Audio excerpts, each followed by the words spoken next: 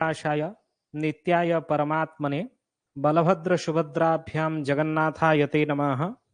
अचिंत्या व्यक्त रूपाय निर्गुणाय गुणात्मने समस्त जगदाधार मूर्ते ब्रह्मणे नमः। कक्षा में सभी का स्वागत है। आज से कुछ नया विषय नहीं है, क्योंकि जो पुराना विषय है उसी को हम लोग आगे पढ़ेंगे।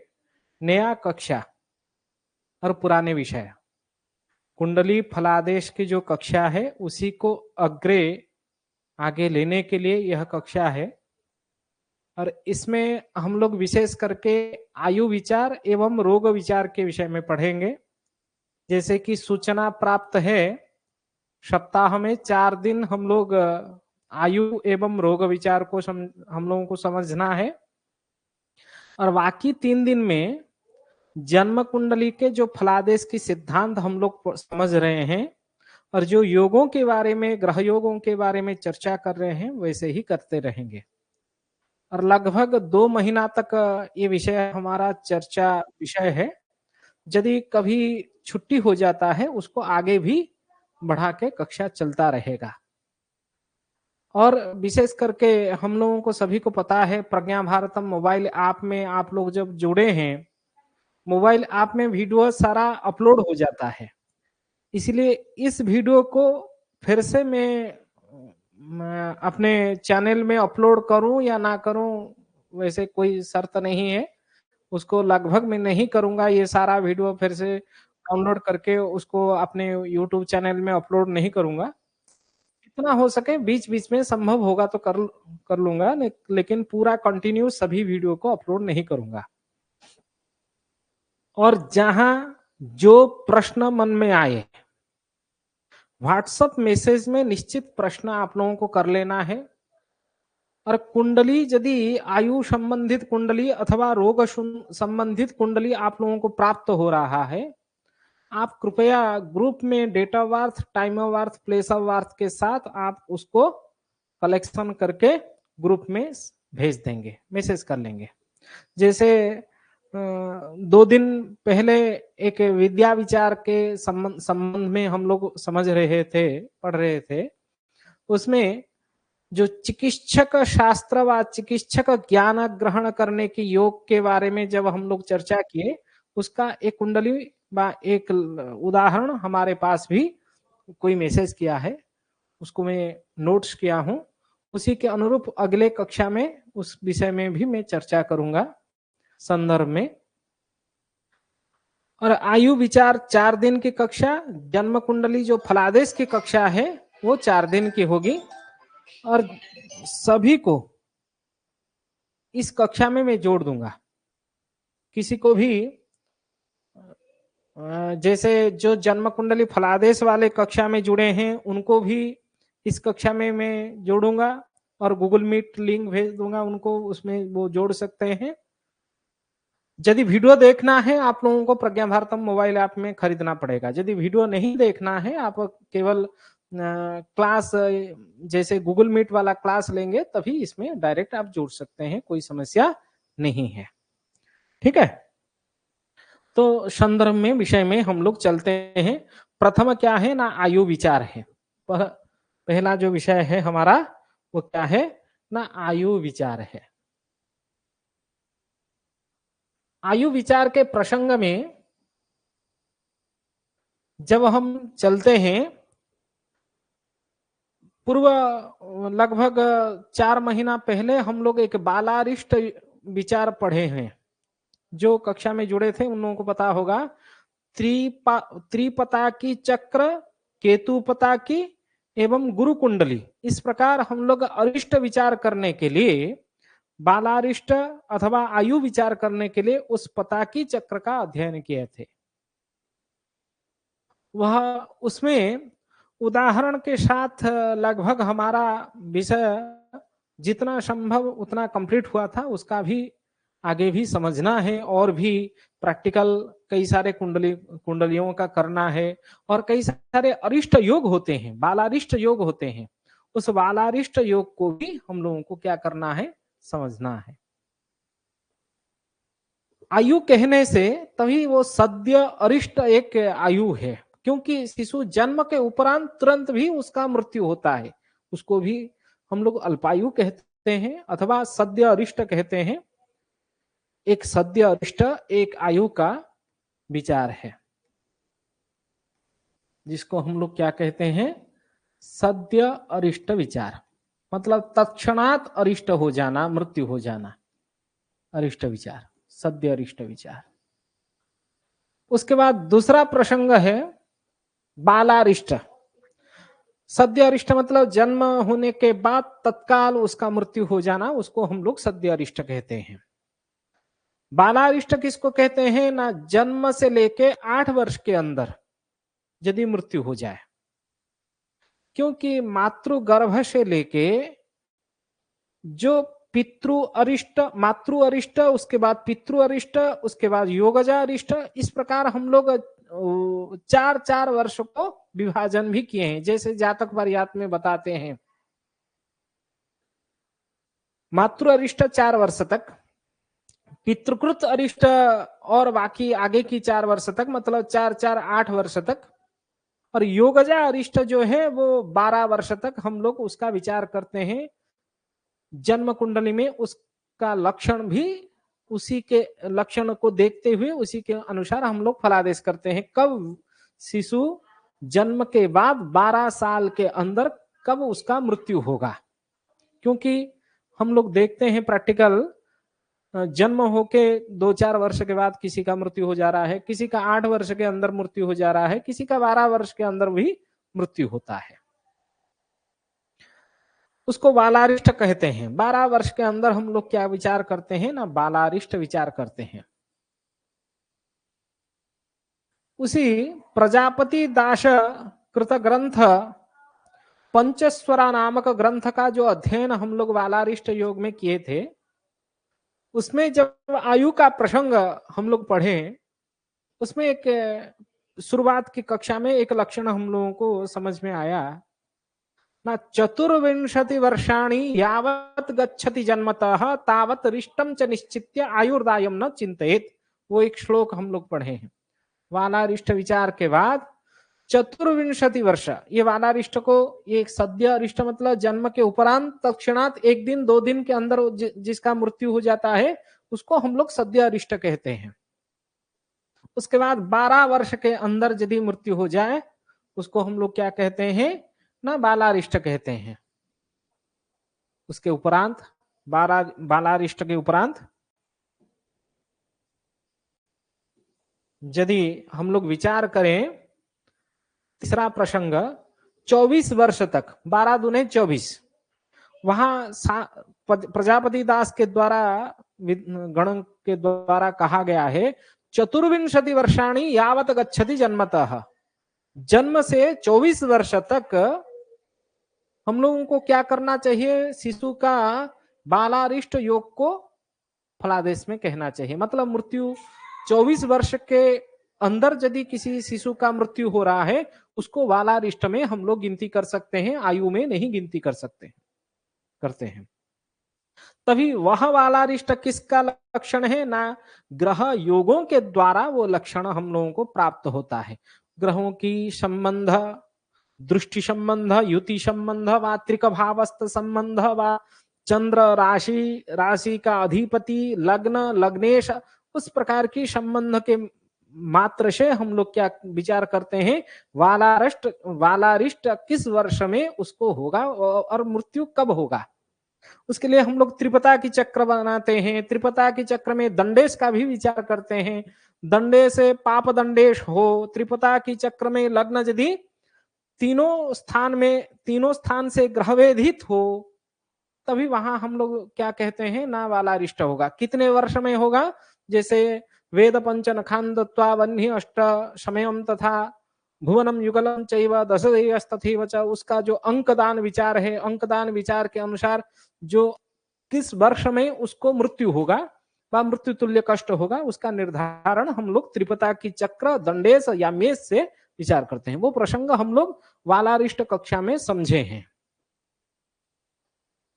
तो 24 वर्ष तक हम लोग क्या विचार कर सकते हैं, वालारिष्ट विचार कर सकते हैं। तो पितृ मातृ मातृ पितृ एवं योगजा 12 वर्ष एवं 12 वर्ष के बाद जो 12 को दोगुना करने से 24 वर्ष तक, वहां भी हम लोग ग्रह योग जनित अरिष्ट को विचार कर रहे हैं। उसके बाद आयु, आयु में योगजा अरिष्ट के बाद, योगजा अरिष्ट के बाद आयु में 3 विभाग हम लोग करते हैं। पहले क्या करते हैं ना, 3 विभाग करते हैं, अल्पायु, मध्यमायु, दीर्घायु। अल्पायु, मध्यमायु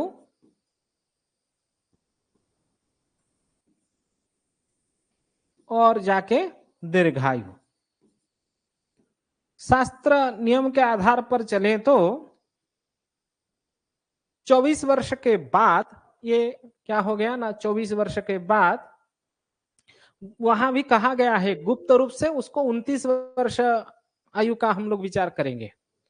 लेकिन योगज अरिष्ट, ग्रह योगज अरिष्ट के बाद जब अल्पायु का हम लोग विचार करें, अल्पायु भी वही योग के लक्षण के द्वारा हम लोगों को प्राप्त होता है। अथवा आप बृहद जातक इत्यादि ग्रंथ देखेंगे तो वहां आयु साधन किया जाता है, थोड़ा सा कठिन है आयु साधन करना। वह केशव जातक पद्धति देखेंगे तो वहां पहले ग्रहों का बल साधन, बल साधन के बाद ग्रहों के जो दायांश साधन, दायांश साधन के बाद जाके आयु साधन, आयु साधन के अनंतर ही दशा, अंतरदशा, प्रत्यंतरदशा का हम लोग ज्ञान करते हैं। एक आयु दशा प्रक्रिया फलादेश में जो बृहद जातक की प्रक्रिया हो व केशवीय जातक पद्धति प्रक्रिया हो, उसमें आयु दशा का विशेष प्रचलन है। वो सूक्ष्माति सूक्ष्म समय को निर्धारण करने के लिए हम लोग आयु साधन करते हैं। उसमें आयु में पिंडायु, निसर्गायु, जीवशर्मायु, उस प्रकार की आयु साधन किया जाता है। वो गणितिक विधि है, गणितिक विधि से हम लोग पूरा निकालते हैं। मतलब लग्न स्पष्ट, ग्रह स्पष्ट, जन्म कुंडली निर्माण, भाव, भाव साधन, दृष्टि, दृष्टि साधन से लेके ग्रहों का बल साधन, जो दिग्बल, काल बल, चेष्टा बल, नैसर्गिक बल, षडबल, षडबल के षडबलैक्य, युद्ध विचार, वो एक पूरा बड़ा सा 40 श्लोक बताया गया है। थोड़ा सा केवल सुन लीजिए, वो पूरा गणित समझना एवं करना सभी के वश में है। अयोग्य पुरुषः कोपी नास्ति, आप लोग भी अयोग्य नहीं है, लेकिन ऑनलाइन में मैं कितना पढ़ा सकता हूं उस विषय को मुझे भी थोड़ा सा संशय, क्योंकि सामने में कोई बैठता है तो उसको गणित करके स्टेप बाय स्टेप समझा जा सकता है। लेकिन आयु साधन करने में बोरिंग लोग होते हैं, उतना बहुत गणित हम लोग करने की कोशिश नहीं करते हैं। क्योंकि आजकल क्या एक ट्रेन चलने लगा है, जो ट्रेन है जैसे कुंडली हम लोग देखें और तुरंत उसका फल कथन कह दें, उस प्रकार की एक विधि चला है। उस विधि को सब लोग अपनाते हैं और बहुत सारा गणित करने की जो प्रक्रिया है उसको अपनाने की जरूरत नहीं है। क्योंकि कहते हैं आजकल जितना सॉफ्टवेयर आ रहा है, परासर लाइट, ओम परासर, जगन्नाथ होरा, कई सारे सॉफ्टवेयर आ रहा है, वो सब सही दे रहा है, उसी से हम लोग नकल कर लेंगे तो काम हमारा हो जाएगा। इतना गणित करने की जरूरत नहीं है। लेकिन उस सॉफ्टवेयर में अभी तक किसी भी सॉफ्टवेयर में आयु साधन नहीं दिया गया है। आप लोग उसको भी ध्यान पूर्वक देखेंगे तो उसमें आप लोगों को उसका आइडिया भी होगा। कहीं भी आयु साधन दिया है तो वो गलत है। कहीं अष्टक वर्ग, जो हम लोग बिंदु रेखा से अष्टक वर्ग के शुभाशुभत्व कहते हैं और उसको आयु में भी यूज करते हैं, उस प्रक्रिया भी, गणितीय प्रक्रिया भी सॉफ्टवेयर में भी गलत हो जाता है।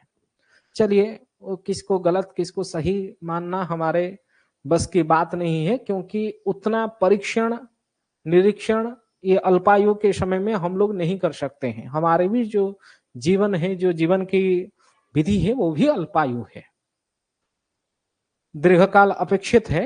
एक रिसर्च व अनुसंधान करने के लिए कितना सत्यासत्य है उसको देखने के लिए केवल हम लोग वर्तमान भारतीय परंपरागत शास्त्रों का अध्ययन कर रहे हैं और उस अध्ययन के साथ साथ शास्त्रीय विधि क्या है उसको कैसे अप्लाई करें, जितना संभव है उतना कर रहे हैं। चलिए, लेकिन हम लोगों को जानना चाहिए और कोशिश करना चाहिए ग्रह बल साधन से लेके आयु साधन की जो परंपरा है, केशवीय जातक पद्धति हो, वह श्रीपति पद्धति हो, वह बृहद जातक हो, वह होरा जातक हो, सभी ग्रंथ में दिया गया है आयु साधन की परंपरा। उसको भी हम लोगों को जब समय मिलेगा, आपको, मुझे, मैं भी तो पूरा संपूर्ण ग्रंथ लिखा हूं केशवीय जातक पद्धति का, संपूर्ण उदाहरण के साथ संस्कृत में छपा हुआ है, उसमें सारा गणित भी किया हुआ है, लेकिन और भी अधिक होना चाहिए। उस दृष्टि से आयु साधन की एक परंपरा है, लेकिन दूसरा एक परंपरा है मध्यमायु अल्पायु दीर्घायु की जानने की। वो क्या परंपरा है ना, ग्रहों के परस्पर आंतरिक संबंध से हम लोग भी आयु का ज्ञान कर लेते हैं। दृष्टि, युति, उस संबंध से भी आयु ज्ञान करते हैं। कौन दीर्घायु है, कौन मध्यमायु है, कौन अल्पायु है, ग्रहों का योग से। तो ये 4, 5, 6 ये तीनों बिंदुओं को हम लोगों को भी समझना है। उसके बाद 7वें में दीर्घायु के बाद अमितायु भी एक आयु है। अमितायु मतलब दीर्घायु को यदि 120 वर्ष लिया जाए, 120 वर्ष, क्योंकि विंशोत्तरी दशाक्रम को हम लोग सब फलादेश में लगाते हैं। जो अष्टोत्तरी दशावर्ष को ग्रहण कर रहे हैं उनके लिए जो दीर्घायु है वो 108 वर्ष है, जो विंशोत्तरी है वो 120 वर्ष दीर्घायु है।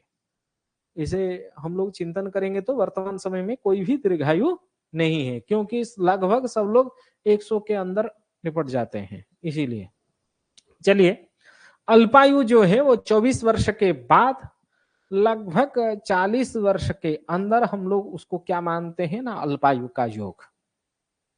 और मध्यमायु जो है वो 40 से लेके 70 वर्ष के अंदर उसको मध्यमायु मानते हैं, और 70 से लेके 120 वर्ष तक हम लोग उसको क्या मानते हैं ना, एक दीर्घायु है। वर्तमान के समय में लगभग मध्यमायु के समय में लोग मृत्यु तुल्य कष्ट भी पाते हैं और मृत्यु भी हो जाता है। कोई कोई दीर्घायु के अंदर भी चले जाते हैं। चलिए, रिटायरमेंट भी हमारा क्या है, सभी का जो नौकरी कर रहे हैं उनका मध्यमायु के समय में ही हो जाता है। और शक्ति सामर्थ्य जो है वो मध्यमायु के समय में ही कम हो जाता है, घट जाता है वर्तमान के समय में। लेकिन हम लोगों को योग प्राणायाम के द्वारा उसको भी बढ़ाना चाहिए। तो क्या वालारिष्ट योग जो है, उस वालारिष्ट योग को हम लोगों को समझना चाहिए? तो नहीं, क्योंकि वालारिष्ट योग विचार एक कक्षा में हम लोग संपूर्ण रूप में पढ़े हैं। तभी कहां से हम लोग प्रारंभ करें ना, 24 वर्ष के बाद। कहां से प्रारंभ करें ना, 24 वर्ष के बाद जो, अथवा योगजारिष्ट 12 वर्ष के बाद हम लोग चालू करेंगे तो योगजारिष्ट होगा, विचार होगा। अल्पायु, मध्यमायु, दीर्घायु में क्यों इसको रोग के साथ संबंध बनाया? क्योंकि ये जो कक्षा है ये आयु विचार और रोग विचार, ये दोनों आपस में एक आंतरिक संबंध है। कभी कभार रोगाक्रांत होके हम लोग ज्यादातर क्या देखते हैं, लोगों की मृत्यु रोगाक्रांत होने के कारण ही होता है। आकस्मिक विपत्ति के कारण भी मृत्यु हो रहा है, लेकिन ज्यादातर क्या हो रहा है ना, रोगाक्रांत होने के कारण ही मृत्यु होता है। जिसका स्वाभाविक मृत्यु है वो रोगाक्रांत के कारण मृत्यु होता है। तो रोग विचार के साथ आयु का विचार आंतरिक निश्चित संबंध है। इसलिए हम लोगों को पहले एक आयु विचार का संपूर्ण प्रसंग समझना है, उसके बाद रोग विचार को समझना है, और आपस में संबंध बनाना है। बीच बीच में जो प्रैक्टिकल कुंडली हम लोगों को प्राप्त होगा उस संदर्भ में चर्चा करना है ये कक्षा में। इसमें लघु पाराशरी ग्रंथ को भी हम लेंगे। एक जातक अलंकार ग्रंथ गणेश दैवज्ञ का है, जातक अलंकार ग्रंथ। उसमें कई सारे सुंदर श्लोक है और रोग विचार के ऊपर, आयु विचार के ऊपर प्रमुख प्रमुख श्लोक है, उस श्लोकों को लेंगे। एवं जातक पारिजात, जातक पारिजात जो ग्रंथ है उसके श्लोक एवं फल दीपिका ग्रंथ के श्लोक, उस श्लोकों को आधार मानते हुए हम लोग स्टेप बाय स्टेप ये पूरा 2 महीने के अंदर व 3 महीने के अंदर जितने समय के अंदर होगा, संभव होगा, उतना कक्षा को पूरा करेंगे। और आप लोगों को भी जो नया विषय पता होगा, इस कक्षा में और एक विषय में चिंतन किया हूं। क्या होता है, मैं केवल बोलता हूं, आप लोग सुनते हैं। ये थोड़ा सा माने अटपटा मुझे लग रहा है। आप लोग कितना समझ रहे हैं वो मुझे पता नहीं चल रहा है। इसीलिए बीच बीच में जिसका नाम मैं पहले से सूचना दे दूंगा, इन फलाना व्यक्ति इस तारीख को अपने विषय प्रस्तुत करेंगे। तो गूगल मीट लिंक के द्वारा हम लोग सभी लगभग कक्षा में रेगुलर यदि जुड़े रहेंगे तो वो सामने वाले आप लोग कितना आप लोगों के विषय में गति है उसका भी जानकारी मुझे होगा, जिससे मुझे पढ़ाने की जो एक सिस्टम है, क्योंकि आप लोग ऑनलाइन में जुड़े हैं, मैं भी ऑनलाइन में हूं, घर में हूं, आप कितना समझ रहे हैं, मैं कितना समझा पा रहा हूं, उसमें तालमेल नहीं बैठ रहा है मेरे दिमाग में। इसी दृष्टि से मैं चिंतन किया हूं, 1 हफ्ते के बाद किसी ना किसी का सूचना जिसको प्राप्त होगा वो अपना तैयारी करके 1 दिन का कक्षा वो लेगा।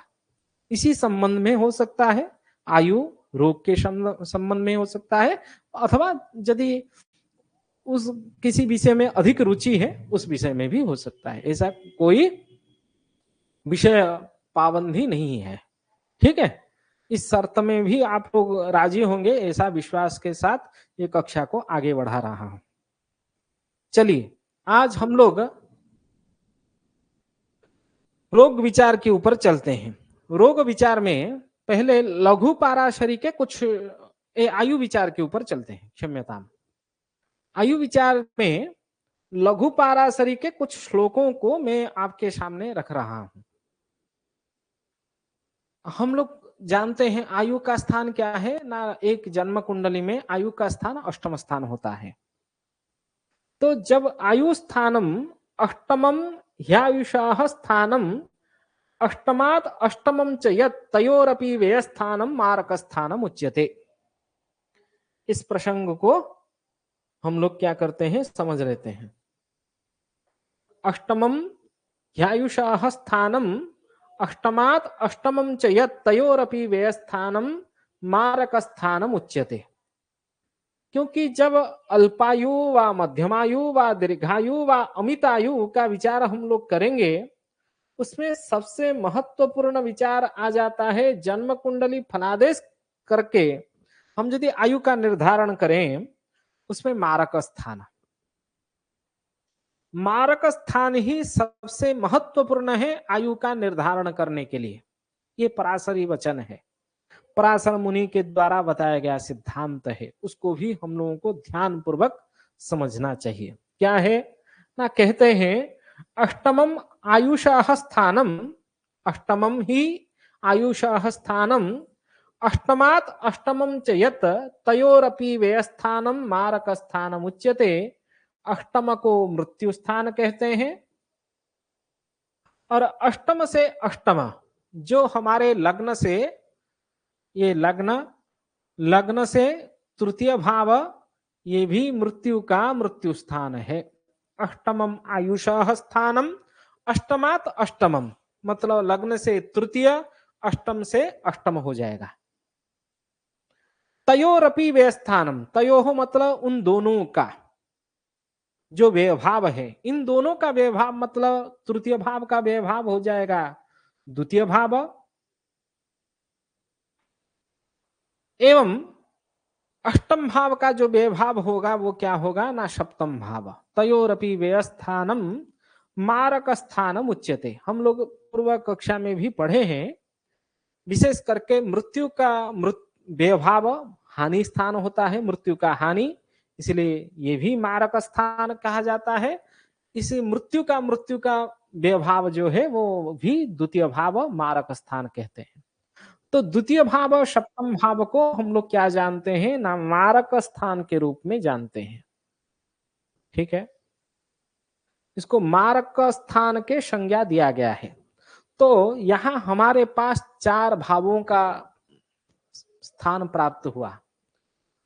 आठ अष्टम भाव, तृतीय भाव, द्वितीय भाव, सप्तम भाव।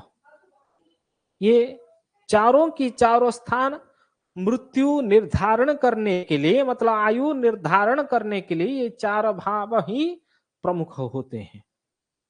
और किसका मृत्यु होता है ना लग्न का ही मृत्यु होता है। लग्न मतलब शरीर, आत्मा का मृत्यु नहीं होता है, सूर्य का मृत्यु नहीं होता है। सूर्य आत्मकारक ग्रह है, आत्मा आत्मकारक ग्रह सूर्य का मृत्यु नहीं है। किसका मृत्यु है ना शरीर का मृत्यु है, जो मृत्यु स्वरूप है उसका मृत्यु है। तो इसीलिए हम लोग किसका मृत्यु के विचार करेंगे ना लग्न का ही विचार करेंगे। और एक प्रसंग है,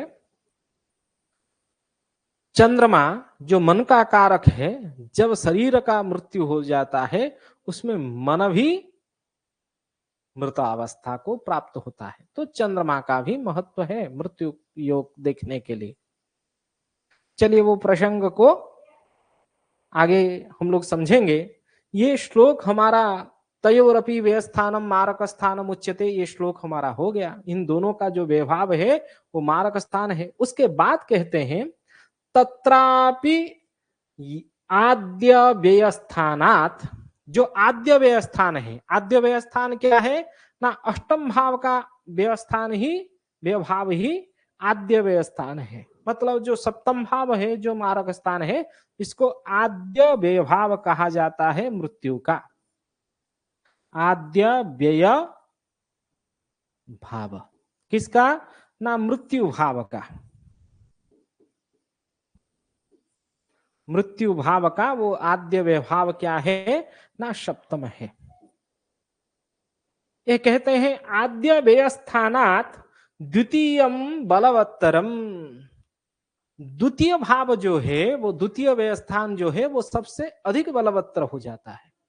इसका अर्थ क्या हुआ ना ये जो सप्तम भाव अथवा सप्तम भाव का स्वामी जो मारकेश है, जो मारक मृत्यु देने की जो कारण बनता है, इसमें से ये द्वितीय भाव अधिक बलवत्तर हो जाएगा। ये आद्य है, ये द्वितीय है, द्वितीय मारक स्थान अधिक से अधिक बलवत्तर होगा। मतलब द्वितीय भाव का अधिपति सप्तम भाव के अधिपति से अधिक मारकेश बन जाएगा, ये कहने की अर्थ है। तो प्रबल मारकेश, प्रबल मारकेश बा मारक स्थान जो है वो कौन है ना द्वितीय भाव बा द्वितीय भाव का स्वामी, द्वितीय भाव अथवा द्वितीय भाव का स्वामी, ये प्रसंग है। समझ गए? क्लियर है? यदि यहां मैं वृष लग्न बना दूं, ये वृश्चिक हो जाएगा। इसको मैं 7 को हटा देता हूं, यहां 8 को हटा देता हूं, यहां 2 हट गया, 3 हट गया। ये लग्न हो गया क्या ना वृष लग्न। तभी इसमें 3, इसमें 8 होगा। समझ रहे हैं? सप्तम भाव का अधिपति कौन है? मंगल। द्वितीय भाव का अधिपति कौन है? मंगल बुध में कौन सबसे, मंगल बुध में कौन सबसे अधिक मार्केश होगा ना? बुध होगा, मंगल नहीं होगा। मंगल सप्तमे से सप्तमेश के अपेक्षा द्वितीयेश अधिक मारकेश होता है, ये लक्षण कह रहे हैं। सप्तमेश मंगल है, मंगल की अपेक्षा बुध अधिक मारकेश होगा, ये लक्षण में पराशरीय वचन में सिद्ध हो रहा है। मतलब बुध के दशा अंतरदशा प्रत्यंतर दशा मंगल दशा अंतरदशा के अपेक्षा अधिक मारकेश होगा। आप कह रहे हैं अरे मंगल तो व्यभाव का भी अधिपति है, उस प्रसंग को जाएंगे। मंगल व्यभाव के अधिपति के साथ साथ सप्तमेश है, तो इस कारण से मंगल अधिक हानिप्रद हो सकता है। तो उस प्रसंग को हम लोगों को आगे समझना है। पहले लक्षण में ये कह रहे हैं क्या न आद्य व्ययस्थानात्, आद्य व्ययस्थान से प्रथम व्ययस्थान से अधिक बलवत्तर जो व्ययभाव होगा व मारकेश होगा, कौन होगा ना द्वितीय। द्वितीय मतलब कौन सा भाव है ना, द्वितीय भाव का स्वामी जो मारकेश है वो सबसे अधिक मारकेश का कार्य करेगा, द्वितीय भाव का अधिपति। उसके बाद चलते हैं आगे।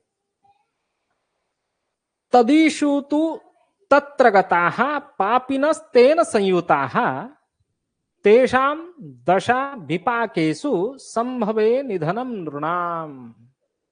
ये निधन शब्द का प्रयोग किए हैं पराशर। निधन मतलब मृत्यु। आप लोगों को संस्कृत श्लोक समझने में कोई कष्ट नहीं है ना? मैं क्योंकि मेरे कक्षा में हमेशा नहीं है ना, जिसको कष्ट होगा थोड़ा सा सामान्य कोशिश 5 दिन तक कीजिए, आप लोगों को संस्कृत श्लोक धीरे धीरे समझ में आने लगेगा, उसमें कोई कठिनाई नहीं होगी। तत्र अपि आद्य व्यवस्थाना द्वितीयम बलवत्तरम, उसके बाद कहते हैं तदीसी, तद ईशी, तद ईशा, ईशा मतलब उस भाव का अधिपति, उस भाव का स्वामी। जैसे स्थान में बुध बैठा हो, तदीश तु तत्र गताः, तत्र गताः मतलब तत्र उस स्थान में यदि स्थित हो जाए, तत्र मतलब उस स्थान में। जिस मारकेश यदि उस भाव में बैठ जाए, पापिनाः तेन संयुताः, पाप ग्रह भी संयुक्त हो जाए, शनि भी यहां बुध के साथ मिलके बैठा हो, पाप ग्रह भी उस मारकेश के साथ मिला हुआ हो, अथवा मंगल बैठा है यहां और मंगल के साथ सूर्य बैठा है, पापिनाः तु संयुताः। क्या कह रहे हैं? तदीसु तु तत्र गताः पापिनस्तेन संयुताः, तेन उसके साथ युत हो जाए, जुट जाए।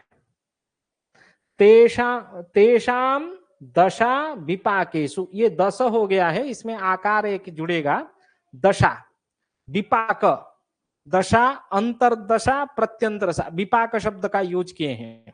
विपाक मतलब अंतरदशा प्रत्यंतरशा सूक्ष्म दशा, उस प्रकार की आप लोग चिंतन कर सकते हैं। संभवे निधनम नृणाम, इसका अर्थ क्या हुआ?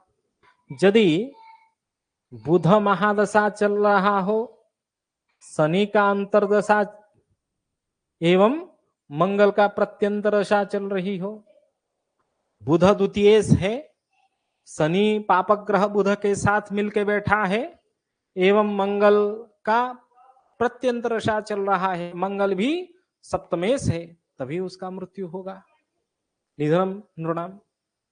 लेकिन ये कब संभव है आगे समझेंगे। ये जब आयु का निर्धारण आप लोग कर लें उसके बाद ये इसका प्रयोजन है। जब तक आप आयु का निर्धारण नहीं किए हैं, जैसे आप समझिए किसी व्यक्ति का आयु दीर्घायु है, उसके अल्पायु के समय में वृष लग्न की कुंडली है, उसके अल्पायु के समय में बुध महादशा, शनि अंतरदशा, मंगल का प्रत्यंतरशा चल रही है, तो क्या उसका मृत्यु हो जाएगा? नहीं होगा, क्योंकि उसके कुंडली में दीर्घायु का योग है। यदि दीर्घायु का लक्षण आप लोगों को प्राप्त हो रहा है, तभी वहां आप कभी भी फलादेश में नहीं कह सकते हैं बुध महादशा, शनि अंतरदशा, मंगल प्रत्यंतरशा में उसका मृत्यु हो जाएगा, ऐसा कभी नहीं कह सकते।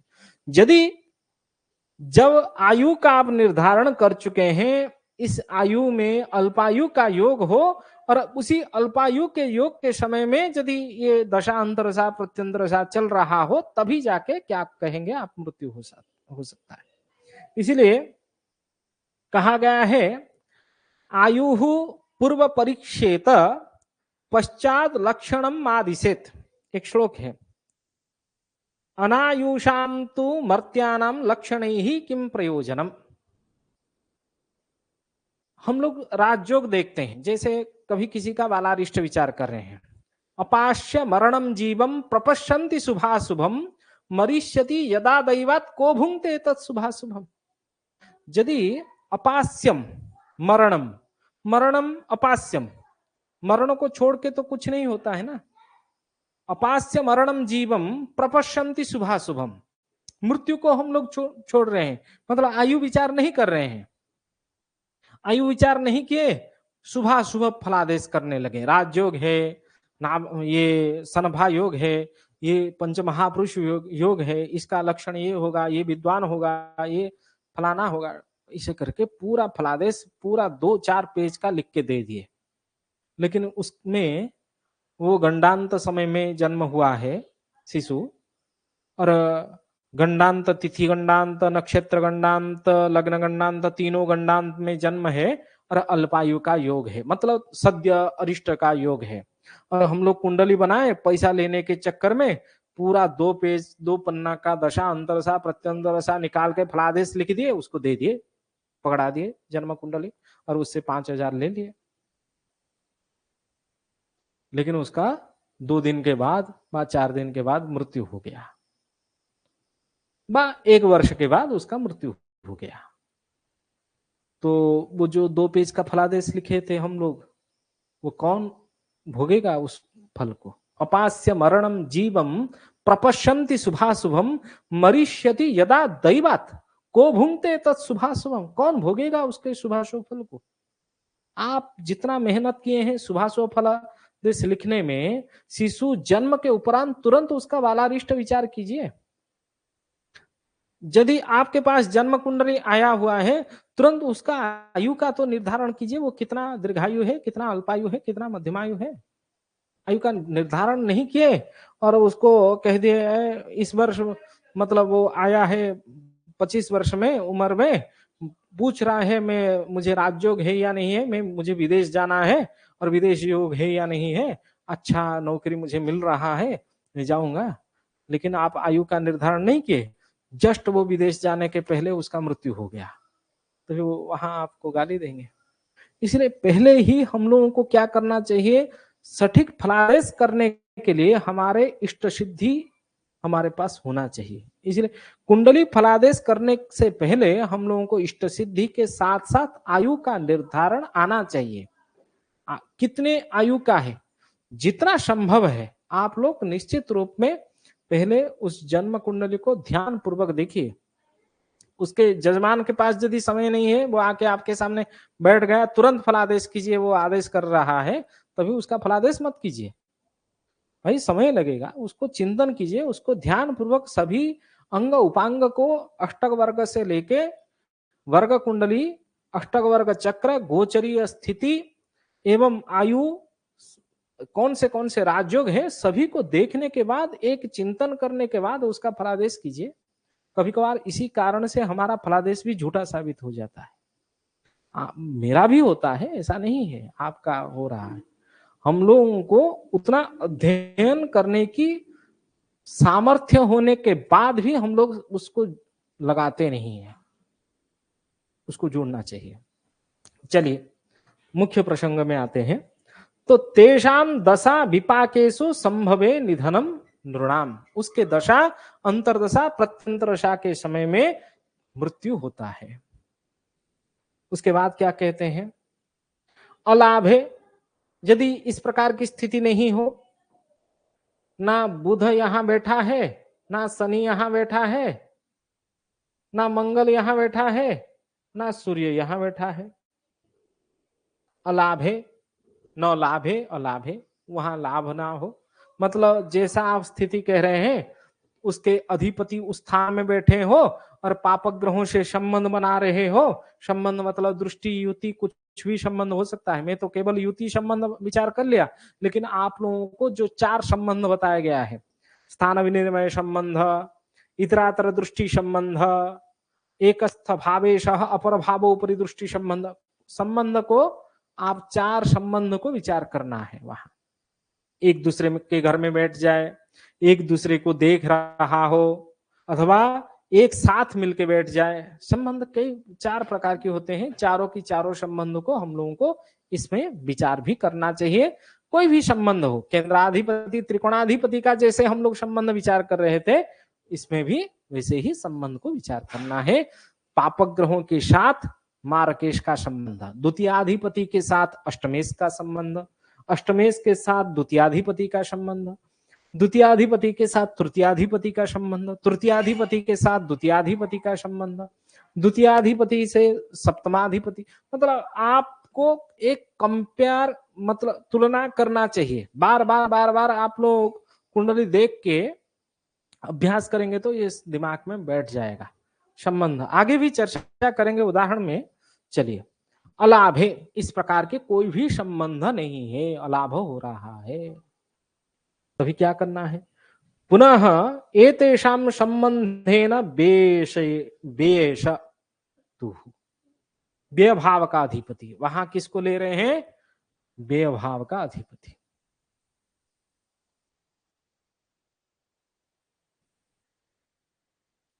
तेषाम असंभवे साक्षात व्ययाधीश दशास्वपि। हाँ, यही इसी विषय को कह रहा हूं।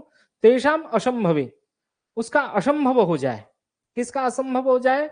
ना उस संबंध के स्थान विनिर्मय संबंध हो व कोई भी संबंध हो, जिस मार्केश की दशा, अंतरदशा, प्रत्यंतरदशा की हम लोग चर्चा किए हैं, उसके साथ संबंध रखने वाला ग्रह का दशा अंतरदशा का विचार किए हैं, उसमें उन आपस में पापक ग्रहों से भी, मार्केश, अष्टमेश, तृतीयेश में भी कोई भी संबंध ना हो, ना दृष्टि संबंध हो, ना इतरातर स्थान विनिर्मय संबंध हो, कोई भी संबंध ना हो, उसका असंभव हो जाए तो क्या करना है? उसमें कहता है साक्षात व्ययाधीश दशास्वपी। व्यभाव का जो अधिपति होता है उसके दशा में भी मृत्यु होता है। मतलब इससे हम लोगों को यह परिष्कार समझ में आ रहा है। पहले कह रहे हैं मृत्यु, अष्टम, अष्टम का मृत्यु, तृतीय भाव, एवं उन दोनों का व्यभाव, मतलब सप्तम भाव, द्वितीय भाव। उसके बाद कहते हैं द्वितीय से सप्तम, द्वितीय से अधिक बलवत्तर है, सप्तम से अधिक बलवत्तर है द्वितीय भाव। तो इन 4 भाव हमारे पास प्राप्त हुआ। एक तो अष्टम भाव, सप्तम भाव, तृतीय भाव एवं द्वितीय भाव। इन चारों का अधिपति के परस्पर संबंध ना हो, किसी भी पापक ग्रहों से संबंध ना हो, असंभव हो जाए, तभी हम लोगों को क्या विचार करना चाहिए? ना जो व्यभाव का अधिपति है उसके दशा अंतरदशा में मृत्यु होगा, ठीक है। लेकिन व्यभाव के दशा अंतरदशा में मृत्यु कैसे होगा, क्या होगा, हम लोग अगले कक्षा में इसका अधिक से अधिक चिंतन करेंगे। तो कक्षा को यहीं आज विराम दे रहे हैं। यदि किसी के मन में कोई प्रसंग हो व प्रश्न हो करे, क्योंकि समय बहुत हो गया है, इसीलिए कक्षा को यहाँ विराम दे रहा हूँ। प्रश्न है क्या?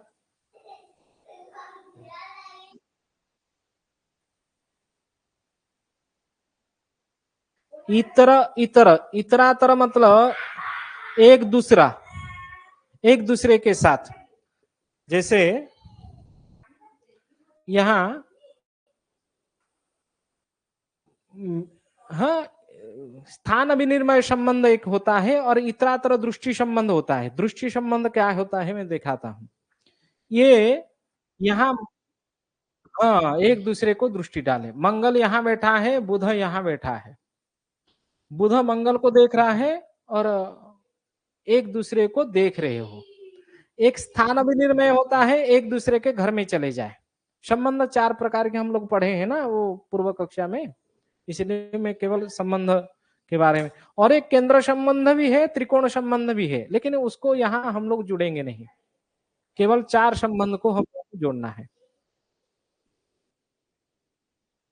हाँ, ठीक, ठीक है, धन्यवाद है सभी को। प्रणाम। प्रणाम।